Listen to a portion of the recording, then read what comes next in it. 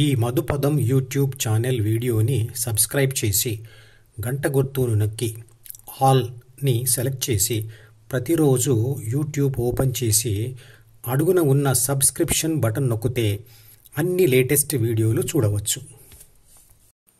పైన ఉన్న చిత్రపటం గమనిస్తూ ఈ విషయాలను అర్థం చేసుకోండి.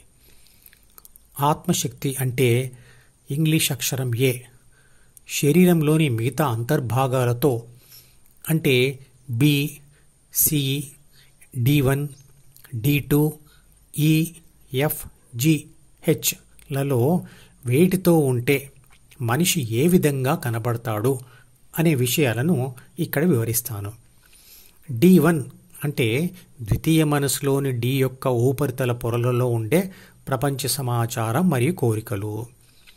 మరియు D2 అంటే ద్వితీయ మనసులోని D యొక్క అట్టడుగు పొరలలోని ప్రపంచ సమాచారం మరియు కోరికలు.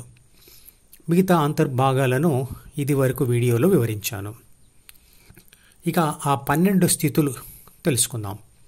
1. పిచ్చివాడు. పుట్టుకతో ఏర్పడే బిలోని అంటే జీన్స్ పుస్తకంలోని లోపాలు ఆత్మను ప్రాపంచిక అనుభవాల కోసం పూర్తిగా ప్రేరేపించలేవు.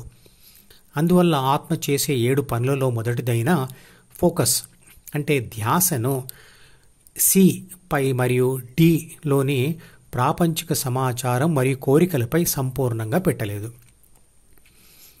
అందువల్ల అతడు ఈ అంటే జ్ఞానేంద్రియాలను మరియు ఎఫ్లోని ఏ విషయాలపై స్థిరంగా ధ్యాస పెట్టలేడు.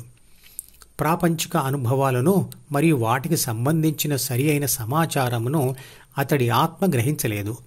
సమాచారమే సరిగ్గా లేనప్పుడు ఆత్మ తన బుద్ధితో చేసే సమాచార విశ్లేషణ సరిగ్గా ఉండదు. విశ్లేషణతో ఏర్పడే నిర్ణయం సరిగ్గా ఉండదు. డిలో రాయడం కూడా సరిగ్గా ఉండదు. అవసరమైనప్పుడు ఆత్మ వాటిని చదవడం, ఉపయోగించడం సరిగ్గా ఉండదు.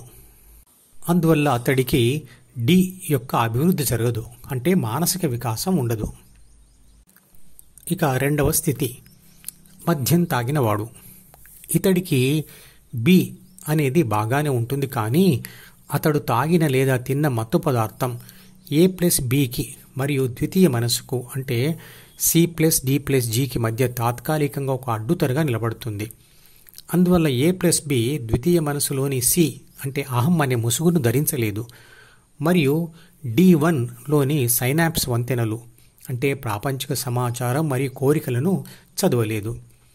అందువల్ల A+B ప్రపంచంపై స్పష్టంగా ధ్యాస పెట్టలేదు. ఈ అంటే జ్ఞానేంద్రియాల నుండి వచ్చే సమాచారంను సరిగ్గా గ్రహించలేదు. ద్వితీయ మనసులో స్పష్టంగా రాయలేదు, చదవలేదు, విశ్లేషించలేదు. ఇది తాత్కాలిక పిచ్చితనం. అలాంటి మనిషి యొక్క ఆత్మ ప్రపంచం మరియు D1 మధ్య తిరుగుతూ ఉంటుంది, కానీ దేనికి సరైన స్పందన ఉండదు. ఇక 3వ స్థితి కోమాలో ఉన్నవాడు.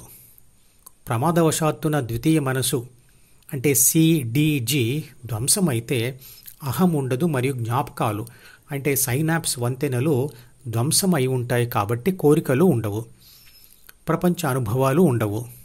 ఆత్మ మనసులో సమాచారం సరిగ్గా రాయలేదు, చదవలేదు, కాబట్టి విశ్లేషణ కూడా ఉండదు.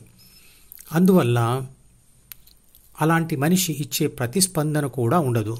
అందువల్ల నిర్లిప్తంగా ఉంటాడు.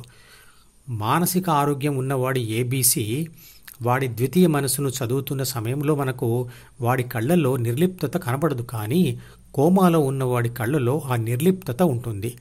మిగతా 9 స్థితుల గురించి తర్వాత వీడియోలో వివరిస్తాను.